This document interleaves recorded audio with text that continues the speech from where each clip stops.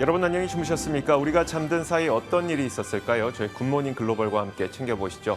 자, 지난 3주 동안 미국 증시는 내리 하락세를 보였습니다. 오늘 이번 주를 시작하는 첫 거래일이었던 이날 미국 증시는 장 초반 반등을 시도하기도 했었는데요. 결국은 이 반등에 실패한 채 3대 지수 모두 하락한 채 마감이 됐습니다. 다우존스 산업지수가 0.5%, 그리고 S&P 500 지수는 0.4%, 나스닥 지수는 0.7% 하락한 채 마감이 됐는데 여전히 긴축에 대한 우려감이 좀 다소 다분한 것으로 보입니다. 이번 주 8일에 예정되어 있는 파월 의장의 연설을 좀 지켜보자는 경제 심리도 상당한 것 같고요. 자, 그러다 보니까 시장 전체적으로 보더라도 전통적인 방어적 성격을 가진 섹터만이 이날 오르는 모습을 보였습니다. 대표적으로 헬스케어, 부동산, 유틸리티 이런 섹터들은 오른 반면에 기술주들은 또 하락하는 그런 현상이 나타났습니다. 자, 더불어서 10년물 국채금리 다시 오름세를 보이고 있죠. 강달러도 계속 고공행진을 이어가고 있습니다. 시장 불안 요인이 다분한데 과연 지난 밤사이 어떤 일들이 있었는지 지금부터 저희와 함께 확인해 보시죠. 마감 시황부터 보겠습니다. 최서영 캐스터입니다. 현지 시간 9월 6일 화요일장 마감 상황 전해드리겠습니다. 간밤 뉴욕 증시는 노동절 연휴 후 첫 거래일에 하락세로 출발했습니다. 장중에 상승 전환에 성공하는가 싶었지만 국채금리 급등에 결국 하락 마감했는데요. 시장 움직였던 주요 이슈들 확인해 보도록 하겠습니다. 미국의 서비스업 경기가 깜짝 호조를 드러낸 것으로 나타났습니다. 2달 연속 반등세를 보였는데요. 8월 ISM 서비스업 PMI가 56.9로 나타났습니다. 이는 7월에 56.7 그리고 시장 전망치였던 55.5를 상회한 수치입니다. 신규 수주 호조 그리고 제품 가격 지수가 하락했다는 점도 특징으로 잡혔습니다. 다음 확인해 보도록 하겠습니다. 골드만삭스는 연준이 미국의 경제가 연착륙이 가능할 것이다라고 이야기를 했는데요. 지속적인 추세 이하의 성장률 그리고 실업률의 완만한 증가, 인플레이션 완화세, 노동시장의 재조정 이 네 가지가 연착륙을 위해서 필요한 조건들인데 지금 실현이 되고 있다라는 겁니다. 또 향후 몇 달 안에 인플레이션 둔화가 나타날 것이다라고서 이야기하기도 했습니다. 다음은 섹터 종목별 흐름 확인해 보도록 하겠습니다. 부동산 섹터, 유틸리티 섹터가 강했고요. 반면 커뮤니케이션, 기술주, 그리고 에너지 관련주들이 하락세 보였습니다. 여전히 반도체 섹터는 부진한 흐름을 보이고 있고 테슬라는 1%대의 강세를 보였는데요. 종목별로도 자세히 확인해 보도록 하겠습니다. 알리바바는 중국의 코로나19로 인한 심천 지역 일부 도시 봉쇄 소식으로 인해서 하락세 보였습니다. 중국은 제로 코로나 정책으로 인해서 총 33개의 도시가 전체 혹은 일부 봉쇄에 들어간 상황입니다. 베드베스앤비욘드는 며칠 전 CFO의 갑작스러운 사망 소식을 전했죠. 때문에 18.4% 하락했습니다. 베드베스 측은 스스로 목숨을 끊은 것으로 확인된 아르날 CFO에 대해서 팬데믹 동안 조직의 중요한 역할을 했다라면서 안타까움을 표했습니다. 한편 베드베스앤비욘드의 주가는 올해 43% 넘게 하락했고요. 최고가 기준으로는 90% 넘게 하락했습니다. CBS 헬스는 재택치료 서비스 업체인 시그니파이 헬스를 80억 달러 가량에 인수하기로 했다라고 밝히면서 하락했습니다. 이 인수 전에는 아마존과 유나이티드 헬스그룹 등이 뛰어들었었는데 CBS 헬스가 이들을 제치고 인수를 하게 되면서 헬스케어 서비스 범위를 확장시키게 됐습니다. 다음은 국제유가 확인해 보도록 하겠습니다. 국제유가는 중국의 봉쇄 조치 연장 소식 그리고 산유국들의 감산 소식에 보합권에서 거래를 마쳤습니다. 때문에 국제유가는 배럴당 약 86달러 선에서 거래되고 있습니다. 비트코인은 4% 넘게 하락해서 장중에 19,000달러를 하회했습니다. 암호화폐 전략가인 케빈 스펜스는 미국 달러가 20년 동안 볼 수 없는 수준으로 급등하자 비트코인이 최근 가격을 유지해온 대각선 지지선 아래로 떨어졌다라면서 약세의 지속으로 보인다고 경고하기도 했습니다. 지금까지 뉴욕 증시 마감 시황 전해드렸습니다.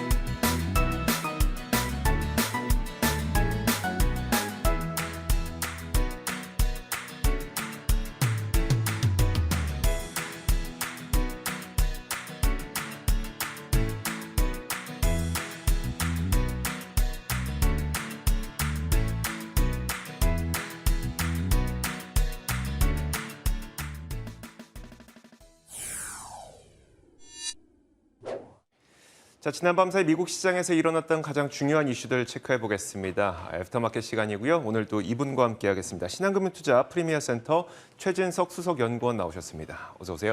안녕하십니까? 네, 안녕하세요. 자, 총 4가지 키워드 준비되어 있습니다. 첫 번째 키워드부터 열어보겠습니다. 첫 번째 키워드는 바로 매수 버튼입니다.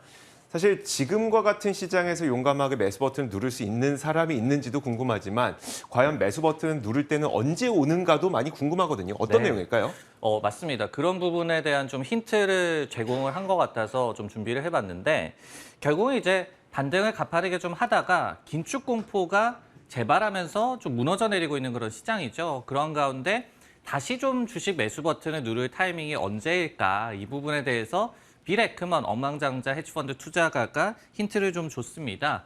에크먼 회장이 이날 CNBC에 출연을 했는데요. 그러면서 연준이 더 이상 금리 인상이 필요 없고 곧 금리 인하를 할 것임을 시장이 인지하는 때가 바로 매수 시그널이다라고 얘기를 했습니다. 뭐 당연한 얘기가 되겠죠. 근데 좀 고무적인 부분도 있었는데요. 왜냐하면은 에크먼이 드디어 연준이 해야 할 일을 조금씩 하고 있고 그리고 인플레이션도 서서히 완화되고 있다라고 또 얘기를 했습니다.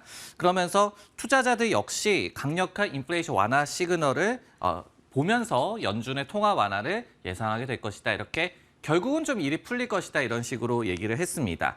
자신의 포트폴리오 전략과 관련을 해서는 넷플릭스를 제외하면은 연초 이후에 별다른 변화를 가하지 않았다라고 덧붙이기도 했습니다. 그러니까 결국 정말 인플레이션이 서서히 완화되면서 연준이 긴축 기조를 좀 걷어들일 때 매수 타이밍이 될 것이다라는 분석인데 사실 뭐 어떻게 보면 너무 뻔한 의견인 것 같기도 하고요. 이게 근데 빌 에크먼은 곧 다가오고 있다는 거니까 과연 다른 월가의 IB들은 어떻게 생각하고 있을까요? 네, 이제 빌 에크먼의 그러면 말의 요지가 무엇일까? 지금 보면은 연준이 예전의 실수를 되풀이하지 않기 위해서 이 쭉 금리를 올렸다가 바로 내리는 거는 안 할 거라고 계속해서 강조를 하고 있잖아요. 그러다 보니까 고금리가 일정 기간은 유지가 될 것이다. 이 부분은 에크먼도 좀 인지를 하고 있는 것 같고요. 근데 이제 인플레이션 완화와 함께 이제 매수 타이밍도 곧은 아니겠지만 서서히 오고 있다. 이렇게 또 요지를 살펴볼 수가 있겠고 그리고 그동안의 대응 전략은 어떻게 본다면 가만히 있는 것이 최선이다. 이런 점을 좀 시사했다라고도 해석을 할 수가 있겠습니다. 그러면은 다른 기관으로 어떻게 좀 생각하고 있을까? 골드만삭스에서 이날 이 연착륙이 가능하다라는 또 분석을 내놨어요. 이와는 에크먼의 분석이 좀 일맥상통한다라고 보여지는데 얀 헤치우스 골드만삭스의 수석 이코노미스트가 어떤 얘기를 했냐면은 3가지의 요건이 이 경기 연착륙의 요건이다. 그러면서 첫 번째로는 지속 가능한 성장이 있어야 되고 그리고 두 번째로는 고용 시장의 이 공급과 수요 간의 불균형이 좀 해소가 돼야 되고 그리고 세 번째로는 인플레이션이 완화돼야 한다라고 얘기를 했습니다. 그러면서 여전히 내년에 침체가 일어날 가능성은 한 3분의 1 정도로 보고는 있지만은 앞서 말했던 3가지 요건 모두 다 고무적으로 조금씩 바뀌고 있다라고 또 얘기를 하기도 했습니다. 늦게나마 어떤 연준의 강력한 긴축으로 인해서 인플레이션이 좀 잡히기 시작했다라는 점 그리고 실제로 지표상으로도 피크아웃 기미가 좀 보이고 있다는 점에서 에크먼도 그렇고 골드만 측에서도 그렇고 기대감을 조금씩은 뭐 나타내고 있다. 이 정도로 해석하면 좋을 것 같습니다. 네, 알겠습니다. 자, 이들이 기대감을 나타내고 있다는 것도 우리도 한번 준비를 좀 해보는 게 좋겠다라는 걸로 들려서 저도 좀 반갑게 이야기가 들립니다. 자, 이렇게 첫 번째 키워드 한번 살펴봤고요. 이어서 두 번째 키워드 보겠습니다. 두 번째 키워드는 바로 이겁니다. 보시면요. IRA 승자, 그러니까 우리가 흔히 말하는 인플레이션 감축 법안의 승자가 누구이냐. 근데 저희 제작진이 참 열심히 노력을 했어요. 그 주인공을 안 보여줬습니다. 바로 테슬라에 대한 이야기인데 우리나라 서학개미 분들이 상당히 좀 반가워할 만한 그런 이야기가 있어서 준비를 해봤습니다. 자, 인플레이션 감축 법안의 승자는 곧 테슬라가 될 것이다라는 골드만삭스의 의견이 있었는데요. 이날 시장은 하락했는데 그 가운데서도 이 어려운 가운데서도 또 테슬라는 1.5%가량 상승하면서 마감이 됐거든요. 골드만삭스에서 이번에 긍정적인 투자 의견을 내놓으면서 상승했다고 보시면 될 것 같습니다. 자, 이번에 투자 의견은 매수 의견을 유지했고요. 목표 주가는 $333를 제시했기 때문에 지금 단계에서도 거의 20% 넘는 추가 상승 여력이 있다고 골드만삭스에서는 전망을 하고 있는 겁니다. 자, 이렇게 하면서 이 좋게 본 이유 3가지를 들었는데 그 가운데 가장 눈에 띄는 게 바로 이거였습니다. IRA 법안의 승자가 될 것이다라는 건데 그 이유는 이겁니다. 북미 지역의 전기차 도입을 가속화하자고 만든 게 바로 인플레이션 그 감축 법안 가운데 한 내용이죠. 그러다 보니까 물론 세부 내용의 차이는 있을지언정 결국은 전기차 도입이 가속화될 것이라는 게 골드만삭스의 의견이고요. 그리고 뭐 세부 내용을 보다 보면은 중국에서 생산된 소재를 사용한 배터리는 뭐 세제 혜택을 안 준다. 뭐 이런 내용들이 있는데 테슬라는 다른 기업들에 비해서 상대적으로 현지의 제조 공장과 현지 공급망을 많이 들고 있기 때문에 이런 법안에서 오히려 나쁜 것보다는 좋은 것이 많을 거다라는 게 골드만삭스의 전망입니다. 자, 이 외에도 테슬라의 현재 비용이 줄어들고 있고 또 공급에 비해서 수요가 굉장히 많다는 것을 들어서 이런 것들도 역시 테슬라를 좋게 보는 이유라고 말을 했는데 대표적으로 보자면 차량 한 대당 들어가는 비용을 볼게요. 2017년에 한 대당 들어가는 비용이 거의 7만 달러 수준이었다면 이제는 3만 6천 달러 수준까지 많이 내려놨기 때문에 테슬라 차량 가격은 높아지고 있죠. 하지만 비용은 줄어들고 있어서 높은 가격과 높은 이익을 유지할 수 있을 것이라는 게 골드만삭스의 의견입니다. 자, 거기뿐만 아니라 소비자들은 여전히 전기차를 원하지만 그만큼 공급을 못하고 있기 때문에 수요도 계속 탄탄하다 이런 의견을 보인 거고요. 자, 지금 테슬라는 사실 조정받고 있는 분위기이긴 해요. 주가 자체는. 네. 하지만 이런 내용도 나왔고 이런 뭐 전반적인 시장 상황을 봤을 때 테슬라 지금 들어가도 될까 고민되거든요. 월가의 의견 어떨까요? 네, 말씀해 주셨듯이 테슬라도 지금 조정에 시달리고 있어요. 전고점 대비해서 주가가 30% 이상 하락을 했는데 결국은 이제 시장 전반의 분위기와 좀 연동을 했다라고 볼 수밖에 없을 것 같고 그런 가운데서 테슬라의 펀더멘털에는 사실 뭐 변한 게 크게는 없더라. 이렇게 좀 말씀을 드릴 수가 있을 것 같습니다. 그리고 또 공급과 수요 측면 모두 다 좀 원활하다. 이렇게도 또 얘기를 할 수가 있겠는데 그 일례가 8월 달에 중국산 이 테슬라 차량이 7만 7천 대 정도 판매가 됐거든요. 근데 이것이 상하이에 대한 코로나19 관련된 봉쇄 조치 이전 수준을 회복한 것입니다. 그러다 보니까 중국에서의 어떤 생산 그리고 또 수요도 원활하게 이루어지고 있다. 이렇게 좀 볼 수가 있을 것 같습니다. 여기에 이제 인플레이션 감축 법안 IRA가 좀 날개를 달아준 격이다. 이렇게 또 해석을 할 수가 있을 것 같은데 이날 같은 경우에도 골드만삭스도 좋은 전망을 내놨지만은 울프 리서치라는 기관에서도 테슬라와 GM이 IRA의 최대 수혜자가 될 것이다라는 분석을 제시하기도 했습니다. 그러면서 보조금에 따른 혜택 측면에서 양사가 굉장히 유리하다. 그러면서 이들 또 기업들이 수익성을 크게 개선시킬 수 있을 것이다. 긍정적인 영향이 예상된다라고 또 분석을 하기도 했습니다. 네, 알겠습니다. 자, 이렇게 두 번째 키워드까지 봤습니다. 이어서 세 번째 키워드 공개하겠습니다. 자, 세 번째 키워드는 바로 이겁니다. 가뭄의 단비라는 키워드인데 요즘에 시장에서는 가뭄이 뭐 한두 군데가 아니라서 어떤 산업을 얘기하는 걸까요? 여기 그림에서도 조금 힌트가 나왔지만 이제 칩, 그러니까 반도체주가 사실 많이 좀 애를 태우고 있잖아요. 시장 전반에도 이제 추락을 하면서 좀 도움이 되지 못하고 있는 그런 상황이고. 근데 이제 반도체주에 그래도 좀 가뭄 끝에 단비가 될 만한 소식이 될 수 있는 그런 반도체 지원법에 대한 세부 사항이 이날 좀 공개가 됐습니다. 상무부가 공개한 사항인데요. 반도체 산업에 500억 달러를 투자한다라고 했었는데 이것이 구체적으로 어떻게 활용이 될지에 대한 세부 사항이라고 이해를 하시면 될 것 같습니다. 한 달 전에 조 바이든 대통령이 반도체 및 과학법이라고 이 이름 붙여진 법안에 서명을 했었죠. 그 이후에 이번에 세부 사항이 공개가 됐습니다. 살펴보면요. 절반 이상, 그러니까 한 280억 달러 정도는 지금 가용한 가장 첨단의 프로세스를 활용해서 미국에서 제조된 로직과 그리고 메모리 반도체 생산 증대에 투입될 예정이라고 하고요. 100억 달러 정도는 자동차와 의료기기 그리고 뭐 방산용 이런 다양한 엔드마켓에서 기존 공정을 활용한 칩, 뭐 올드 칩 이렇게 또 표현이 나왔는데 이런 것의 생산에 또 쓰일 예정이라고 합니다. 여기에 더해서 또 110억 달러 정도는 연구개발, R&D에 사용될 예정이라고 이번에 세부 사항이 나왔습니다. 방금 말씀해 주셨던 것처럼 지원 법안에 대한 세부 내용이 공개되긴 했는데 사실 요즘 반도체 업황이 이만저만하지 않잖아요. 뭐 일단 뭐 업황 자체도 안 좋을 뿐만 아니라 중국 수출 금지에 대한 그런 우려감도 있는 상태이고. 자, 최근 이 반도체 업황은 어떤 상태일까요? 지금 보면은 엔비디아와 AMD에 대해서 좀 중점적으로 말씀을 드릴 건데 이날 이 법안의 세부 사항이 공개되고 나서 장 초반에 이들 기업들의 주가가 좀 상승 반응을 나타냈어요. 결국은 이제 세부 사항이 공개가 되면서 이런 지원법의 효과에 대해서 좀 이 기대감을 나타낸 것이다. 이렇게 좀 해석할 수 있는 시장의 무브라고 볼 수가 있겠는데 하지만은 이렇게 실제로 반도체 생산이 좀 증대가 된다라든지 아니면은 첨단 반도체 생산 비중이 굉장히 높은 대만에 대한 의존도를 낮춘다든지 이런 효과를 뭐 기대하기에는 굉장히 또 시간이 소요될 것이다. 이 점을 저희가 좀 알아야 될 것 같고 그렇기 때문에 기대감을 반영했던 장 초반 움직임에서 다시 한번 엔비디아와 AMD는 나중에 또 장 중반, 후반으로 갈수록 좀 미끄러지는 모습이 나왔습니다. 결국은 업황에 대한 경계감을 그대로 좀 반영한 그런 무브라고 또 해석을 할 수가 있겠는데 그와 마찬가지로 여전히 좀 분위기도 안 좋은 상황입니다. 엔비디아 같은 경우에는 최근에 다이아증권 같은 경우에서 불확실성이 너무 많다라고 얘기를 하면서 투자 의견을 하향 조정을 하기도 했고요. 이에 앞서서 UBS에서는 엔비디아와 AMD GPU 가격이 지속적으로 하락을 하고 있다. 뭐 이들 가격을 좀 인하시키고 있다라고 얘기를 하기도 했습니다. 물론 최근 들어서 인하 폭은 좀 둔화하고 있다라고 얘기가 나왔지만은 그렇기 때문에 이런 업황에 대한 경계감 때문에 지원 법안에 대한 뭐 기대감보다는 결국은 마지막에 좀 미끄러지는 모습이 나왔다. 아직까지 좀 투자 심리는 불안불안한 상황이다. 이렇게 좀 볼 수가 있겠습니다. 지원 법안이 나왔지만 빠른 시일 내에 이 업황이 바로 회복되긴 좀 어려운 상황이니까요. 그런 부분도 참고하셔야 될 것 같습니다. 자, 세 번째까지 봤습니다. 이어서 네 번째 보겠습니다. 네 번째는 이겁니다. 미워도 다시 한번이라는 키워드인데 이 키워드가 좀 너무 올드하죠.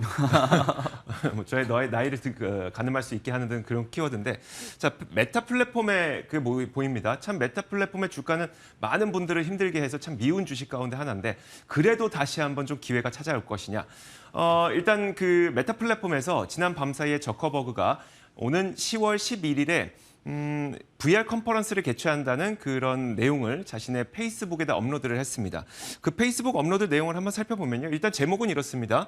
10월 11일에 만나요라는 키워드와 함께 메타가 10월 11일에 VR 컨퍼런스를 개최한다는 것을 시사하는 내용의 이 포스트를 업로드를 했는데 지금 보시면 마크 저커버그가 무엇인가를 쓰고 있습니다. 이것이 프로젝트 캄브리아로 추정되는 헤드셋 사진을 끼고 자신의 사진을 업로드한 건데 이 프로젝트 캄브리아는 차세대 증강현실 헤드셋입니다. 그래서 이번 이 VR 컨퍼런스에서 프로젝트 캄브리아가 공개될 가능성이 상당히 높게 추정이 되고 있습니다.